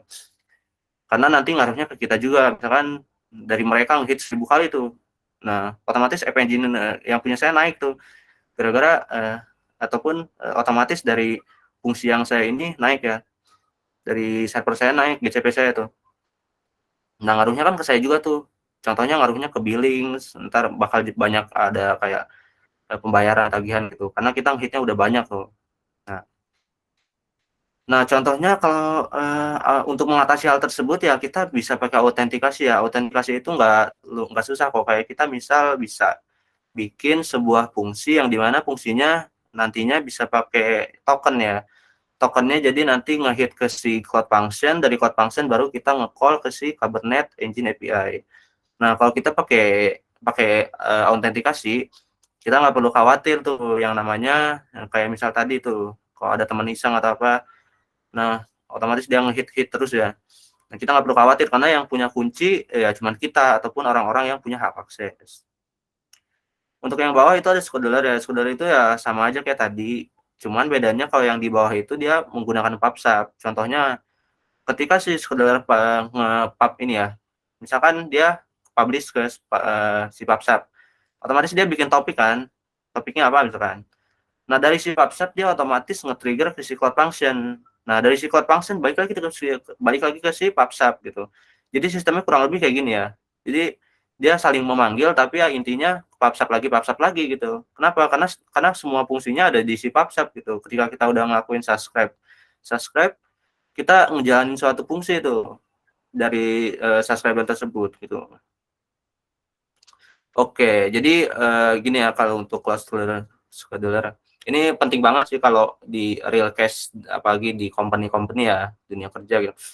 Itu banyak mereka pakai Google Scheduler, Cloud Function, dan juga PubSub. Oke, ada yang namanya Cloud Build ya. Oke, sip. Jadi gini, apa ya? Anggap aja saya punya tim nih, tim khusus backend gitu ya, ataupun tim development lah intinya. Nah, dari tim development itu apa ya? Tiap saya nge-push ke repository, nggak mungkin kan ada tiap orang tuh, apa ya? Bukan tiap orang sih. Ibaratkan nggak mungkin kalau dari kita itu mungkin sih, tapi nggak efisien. Jadi tiap ada di push, tapi kita ngedeploy itu secara manual. Nah itu apa ya? Kayak effort waktunya tuh kepakainya banyak gitu. Kayak misalkan kita harus nunggu dulu deploy itu, ataupun harus nunggu dulu deploy, baru kita bisa ngakses kan otomatis. Tanpa kalau kita nggak pakai CI/CD. CI/CD itu ibaratkan kita apa ya, kita nge-get dari repository kita, tapi langsung ke deploy gitu, tanpa harus kita nungguin ada orang yang deploy. Misalkan, oh ini deploy dulu nih, soalnya mau dipakai bagian staging misalkan, tapi apa ya, tapi kita belum bangun nih misalkan, atau misalkan tim kita belum bangun, itu kan bakal jadi blocker ya suatu tim. Nah, jadi kita mendingan daripada gitu, atau kita pakai CI/CD gitu, yang dimana nanti CI/CD ini otomatis ngebuild dari dari repository yang kita bikin gitu. Dia ngambilnya otomatis dari repository, udah itu otomatis dia ngedeploy juga nih ke server gitu ya. Oke, contohnya gini ya. Contohnya saya seorang dev, saya nge-push ke Git misalkan ya, nah kalau di sini dia nge-pushnya ke ini ya, Cloud Build ya. Nah, sesudah saya nge-push ke GitHub-nya, dia otomatis ke-trigger nih di si Cloud Build-nya. Kenapa bisa ke-trigger? Karena sebelumnya udah di setup nih. Kita mau pakai repository yang mana nih? Repository mana yang mau kita tracking? Jadi setiap adanya commit ataupun merging dari suatu repository, dia otomatis nge-trigger dari si Cloud Boot-nya. Nah, dari si Cloud Boot-nya, kalau udah di-trigger, otomatis dia install, test, dan juga deploy. Ini udah dijalanin satu paket sama si Cloud Boot-nya. Jadi kita tinggal deploy, bukan kita tinggal deploy sih, si Cloud Boot-nya tinggal deploy aja gitu. Kita tanpa harus nunggu nunggu tim bagian ini ya, deploy secara manual. Kita udah secara otomatis nih disediain sama Google gitu. Udah enak banget. Nah, contohnya di sini ada, ini saya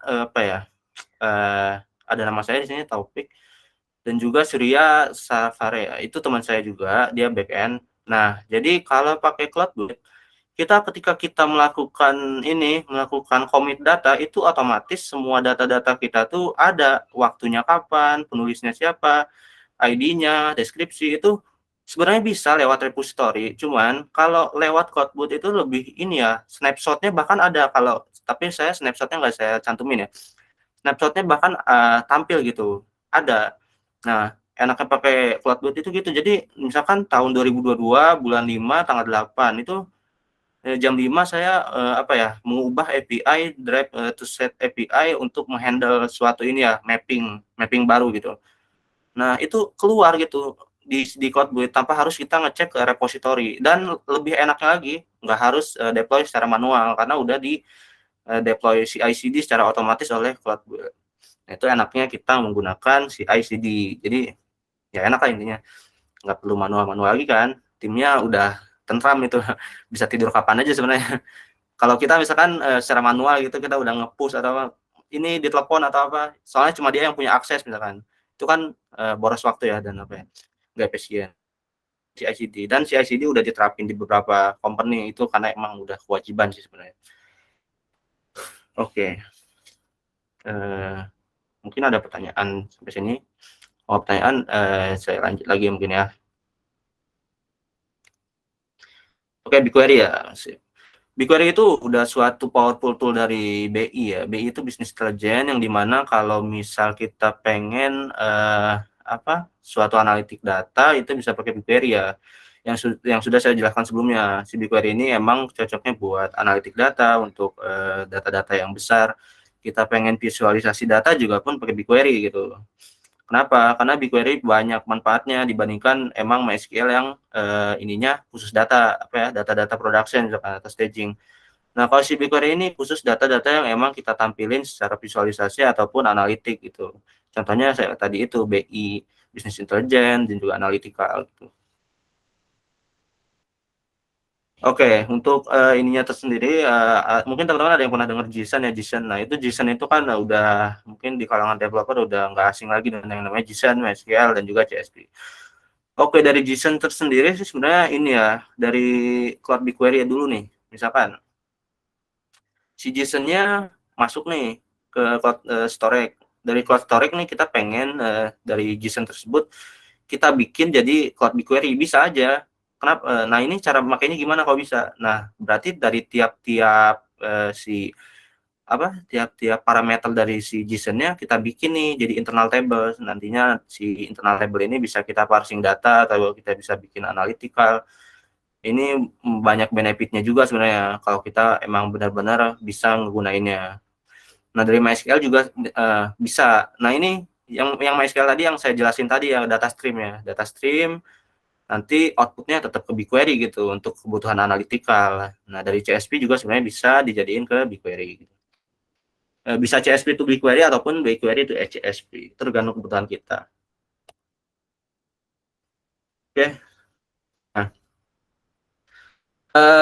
oke, ini mungkin sebagai ini ya. Google Cloud itu Google Cloud Platform Product itu ada banyak dan kita bisa menggunakan semua datanya, semua layanannya tergantung kebutuhan kita. Dan enaknya di Google sebenarnya kita bisa menggunakan trialnya sebenarnya $300.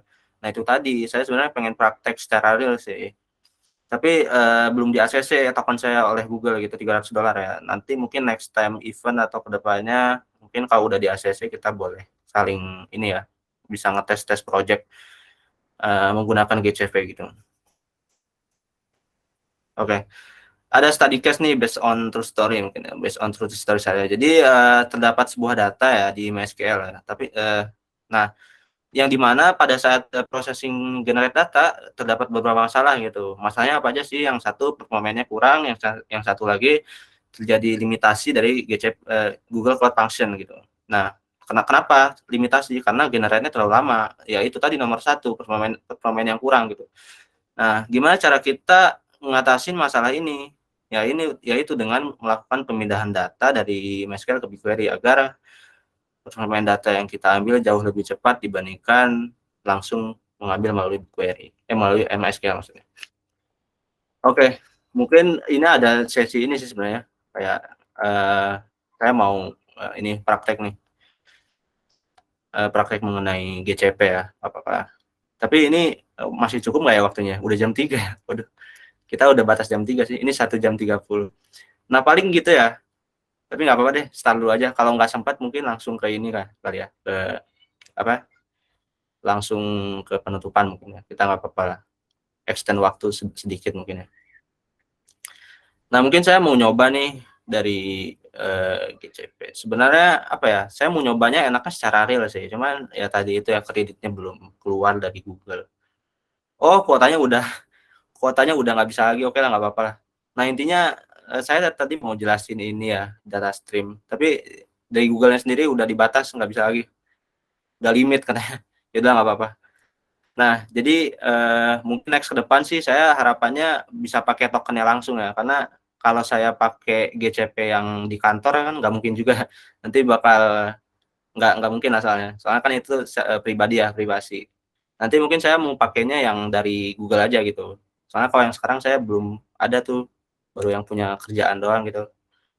Belum punya secara pribadi kalau yang GCP baru punya kerjaan. Nah, oke, mungkin gitu aja sih. Nah, sebelum itu kita ada sesi tanya dulu mungkin ya. Atau ini dulu mungkin ya, ini dulu. Mau jelasin Google Solution Challenge dulu nih. Jadi teman-teman udah pada tengah dengar Google Solution Challenge kan? Nah, jadi Google Solution Challenge ini apa sih? Jadi Google Solution Challenge ini ini nggak ada penjelasan ya, saya lupa. Nah, jadi Google Solution Challenge ini kita ibaratkan kita ngebikin suatu solusi dari tiap permasalahan yang ada nih. Contohnya apa aja? SDGs. Nah, itu kan masalah-masalah yang ada di sekitar kita tuh kita jelasin, kita apa? Kita selesain pakai teknologi Google gitu.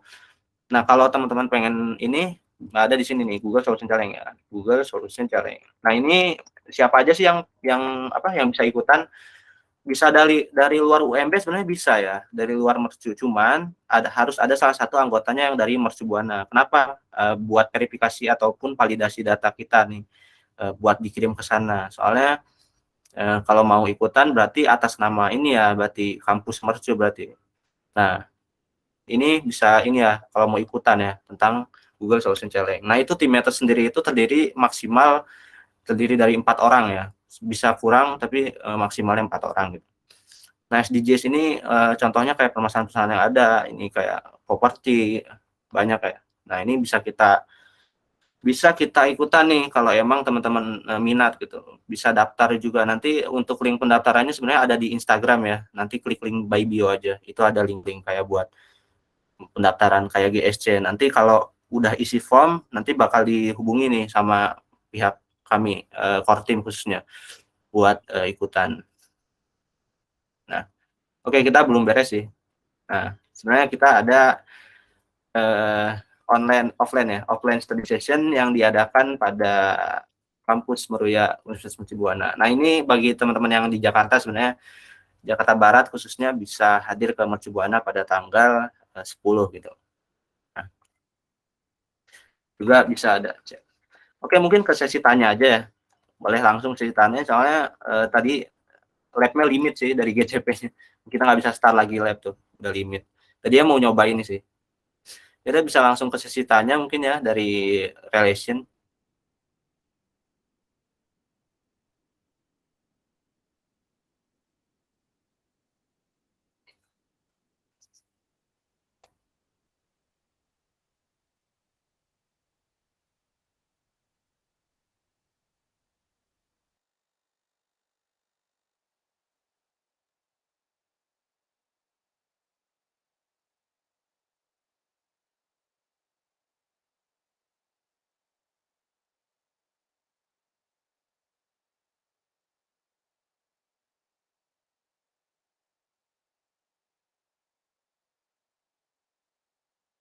Oke, oke. Ini ada pertanyaan pertama nih.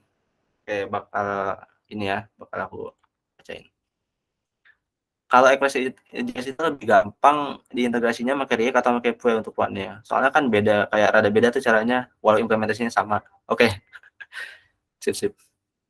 Nah, jadi apa ya? Sebenarnya cara implementasinya nggak ada bedanya sih. Yang bikin beda itu sebenarnya bahasa dari sintak React Vue.js-nya, tapi dari caranya sama. Jadi misalkan gini nih, kita bikin sebuah endpoint dari backend Express ya.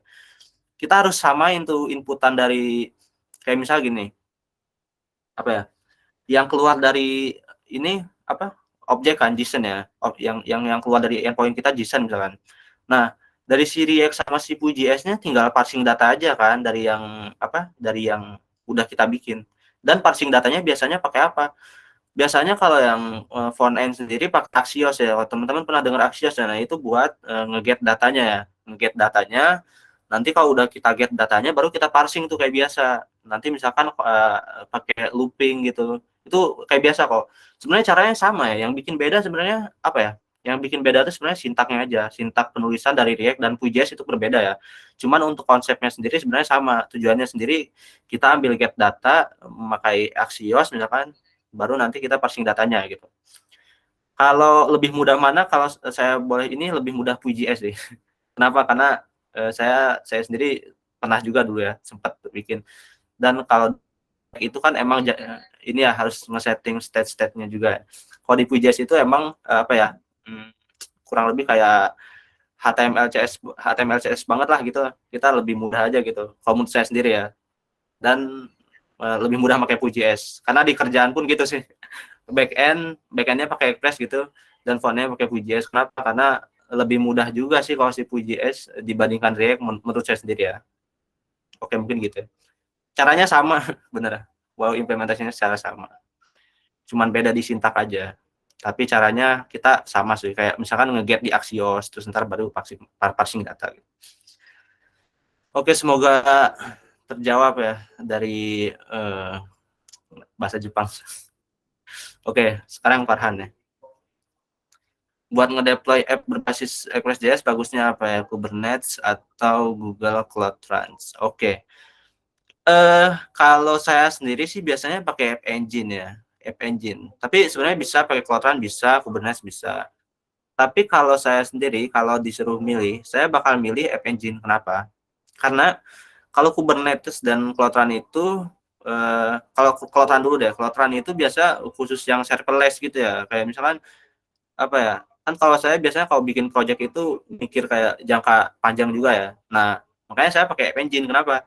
Karena yang emang scalable itu yang optimal itu menurut saya sendiri ya App Engine, kalau nggak Compute Engine. Bedanya sendiri kalau Compute Engine kita secara manual ya. Kalau App Engine ya kita udah otomatis.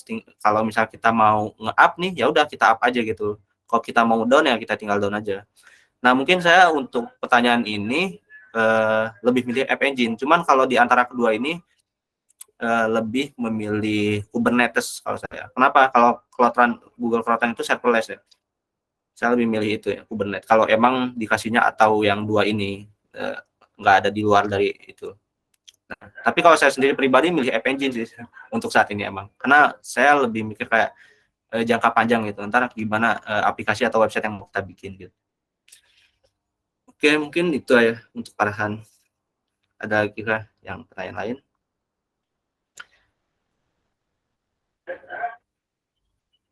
Kalau nggak ada, ya udah sih. Materinya juga udah beres. Ada kuis sih kalau emang ini ya.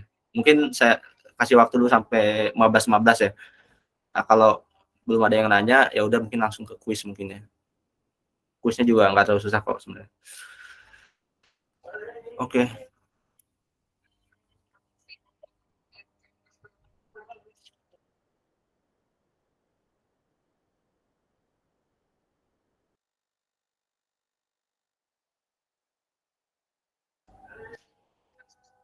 Oh iya ya. Oh ya, yang mau nanya sebenarnya boleh ke Discord kalau emang waktunya kita terbatas nih.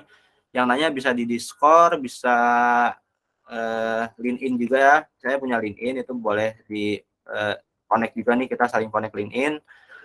Bisa juga by Discord ya. Itu nama saya langsung chat aja gitu. Nah, ini di apa? LinkedIn saya ini bisa di-add ya. Namanya Topik Mulyawan, nanti udah otomatis muncul paling atas kok.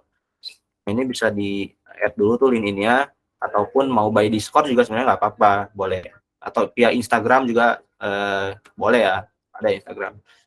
Nah, ini boleh ya, untuk kalau mau nanya-nanya nih, misalkan waktu kita nggak sempat atau apa, boleh saling follow juga nih kita. Karena kan kita GDSC ya di sini, kita saling connect, kita terhubung sama developer. Oke, mungkin kalau emang nggak ada pertanyaan, kita mulai kuis ya. Kalau emang sampai jam 15.15 lah, belum ada pertanyaan lagi ya. Mungkin kita bisa mulai kuisnya nih, kuis dari ini Google.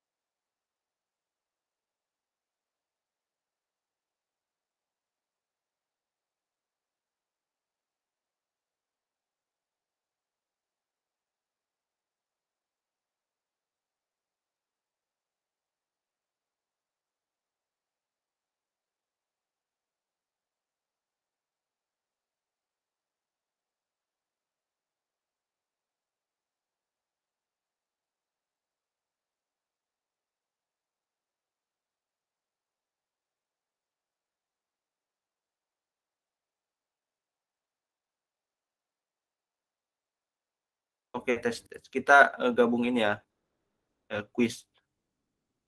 Saya share screen dulu bentar.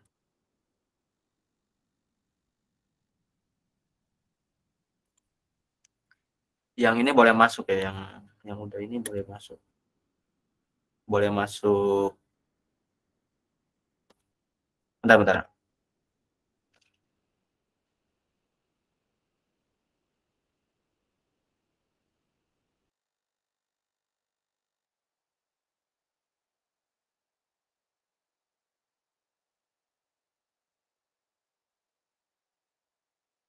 Oke, udah muncul ya. Oke. Oke, boleh masuk ya langsung ya ke quiznya.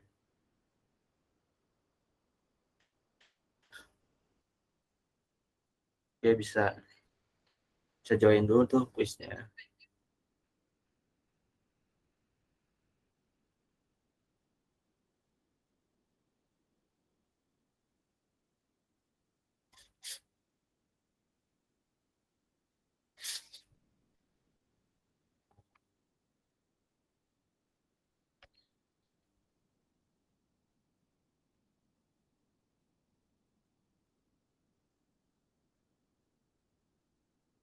Oke.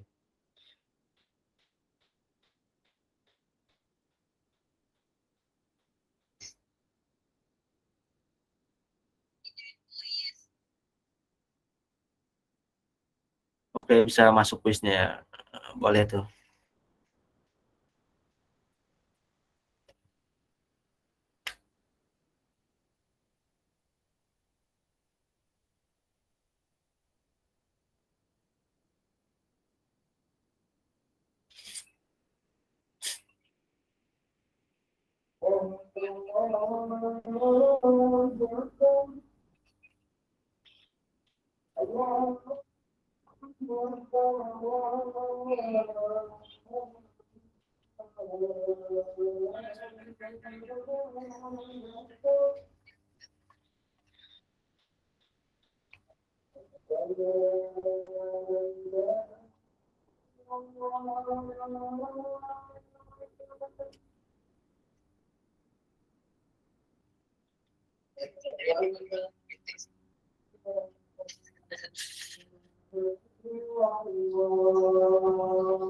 Oke, boleh masuk ya.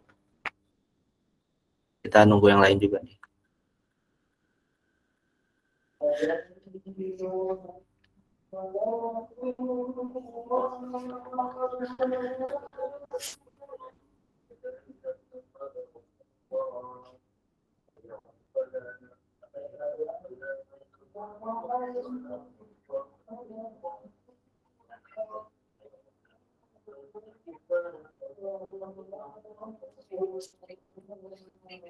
Tutup apa?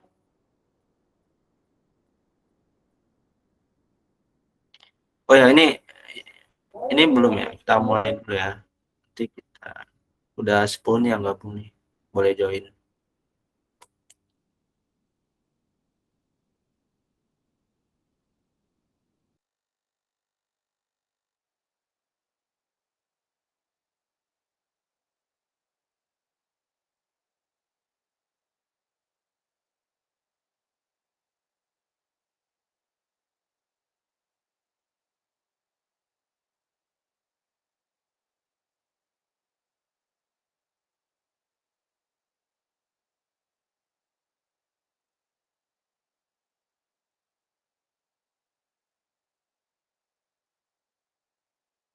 Lima 15.22 kita mulai ya.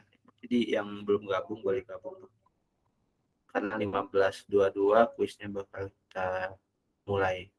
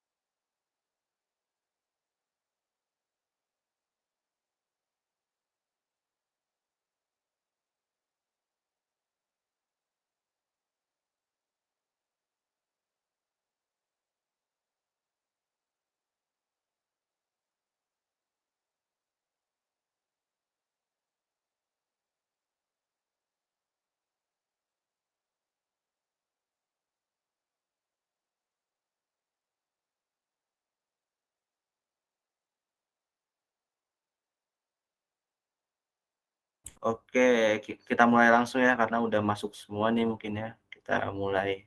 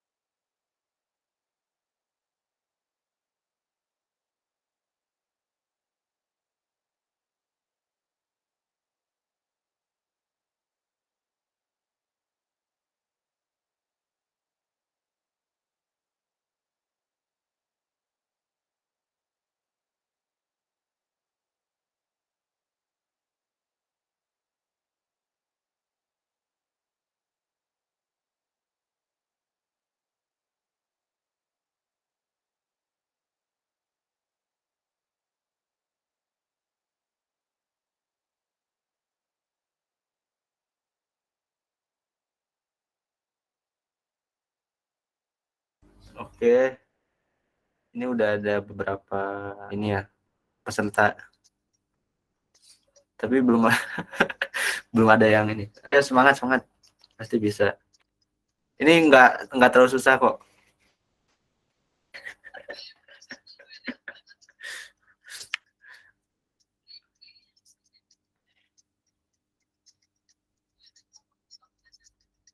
Oke, ini leaderboardnya mungkin nunggu selesai dulu ya. Oke, yang mungkin boleh jawab jawab.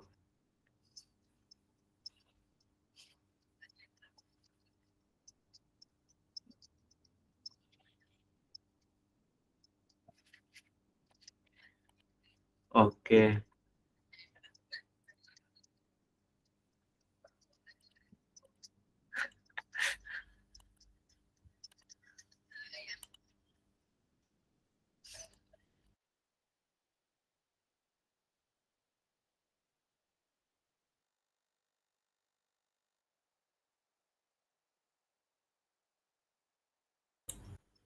oke boleh boleh diselesain ya kuisnya ya.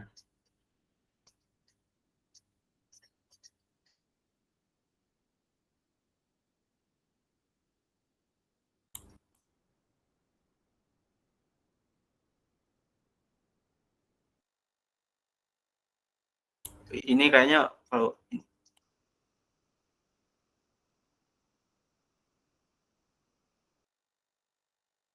oke mungkin boleh diselesain ya ininya ya.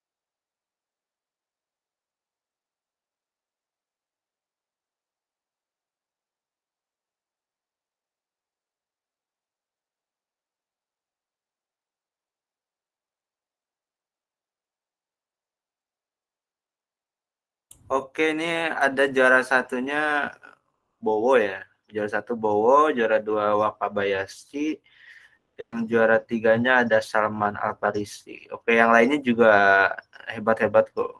Banyak yang betul juga.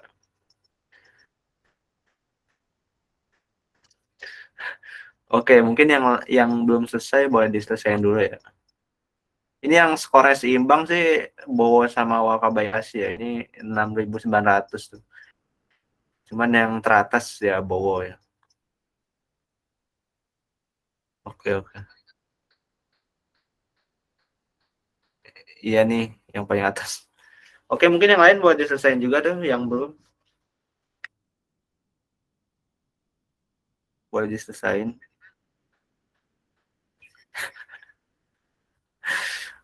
Nah, ini ada Sila Apipah juga nih. Ada Hetris. Ada Clara juga.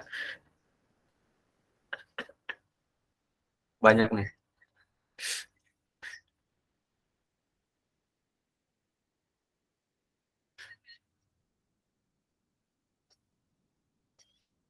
Oke, mungkin nunggu yang lain juga ya. Ini tuh, masih pada jalan sih ini. Kita tungguin yang lain. Oke, ada Markus, ada Sila.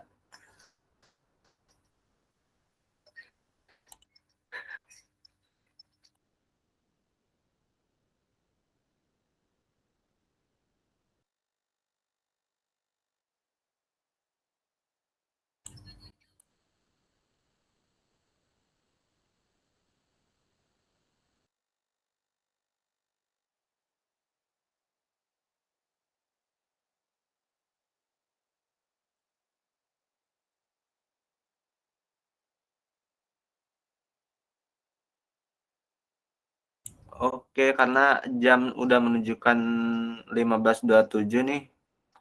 Kita end kuisnya ya.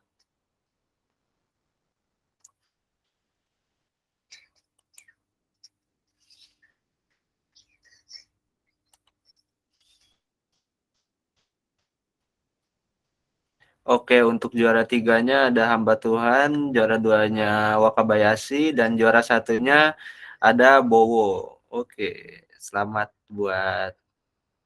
buat 3 teratas, dan juga buat teman-teman yang lain yang udah ikutan.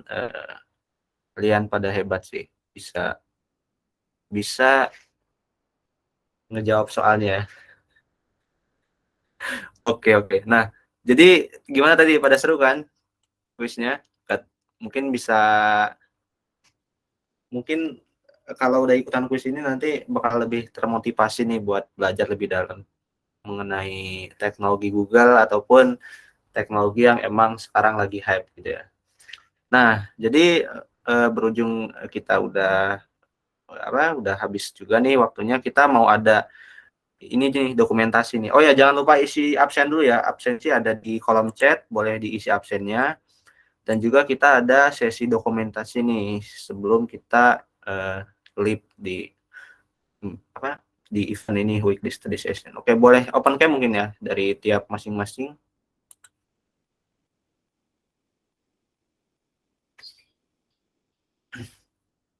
Oke, mungkin boleh on cam ya, karena ada sesi dokumentasi dari teman-teman GDSC, boleh on cam ya.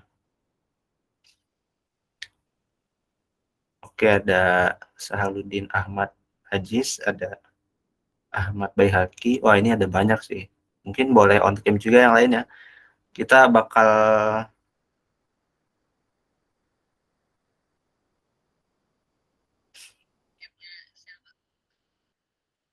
oke.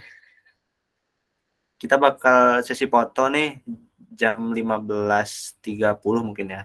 15.31 mungkin ya. Masih waktu yang lain buat on cam. Oke. Mungkin yang lain boleh. Ada Kitsujune, ada Renga, ada Salman, Dani, Sila, ada banyak nih ya, lumayan. Boleh on cam mungkin ya.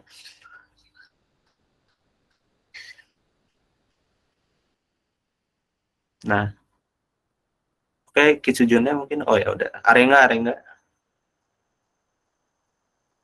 Oke. 15.31 kita mulai foto ya, sesi fotonya. Oke, mungkin yang pose pertama mungkin bebas ya. Pose kedua mungkin boleh GDSC gitu. Ini kayak ngebentuk huruf gini mungkin ya. Itu yang kedua ya. Yang pertama yang pertama mungkin bebas ya sesi untuk. Oke, mungkin boleh dialihin ke ini ya, bagian event mungkin. Boleh.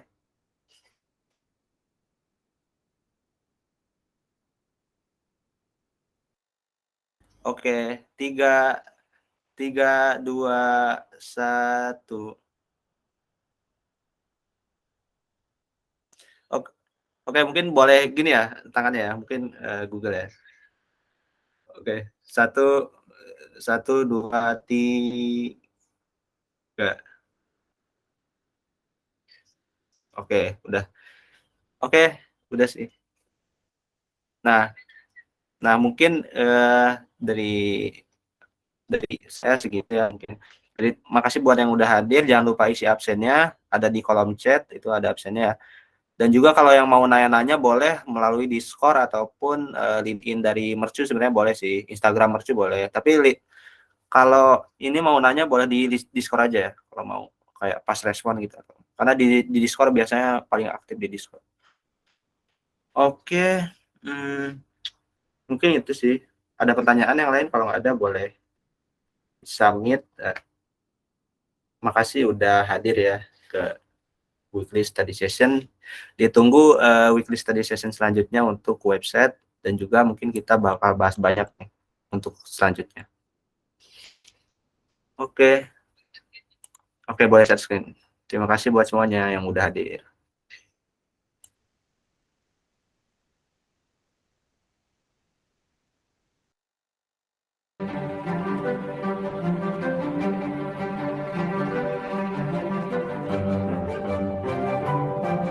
Developer student clubs are university-based communities where students learn about Google technology and use their skills to solve local problems. There are over 700 clubs all over the world. From North America to Europe, Africa, and across Asia, we encourage more students to join or start a developer student club at their university. Some students have overcome personal barriers with the help of their DSE community on their journey to become developers. Cara membuat aplikasi untuk tebak baca berpercaya. These clubs help student developers learn through hands-on workshops. They then identify challenges faced by local businesses, NGOs, and sometimes even their own universities and build real solutions for real problems.